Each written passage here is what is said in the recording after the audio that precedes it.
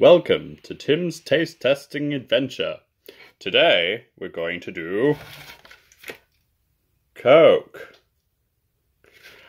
I like Coke, but only with alcoholic beverages. But I have orange Coke with a hint of orange. Now the packaging on this is very nice. It's got a couple of cans in it. It's got stuff. Nice. Cool. You know. They're really upping their game. So let's take a look.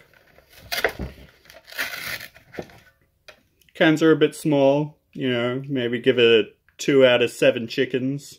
You know, not great. Not good, but okay. Maybe if you're a particularly small person. Now let's have a taste.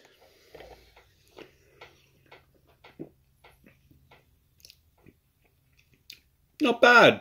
You can taste the orange. There's a hint of it. Very delicate, like a hibiscus flower.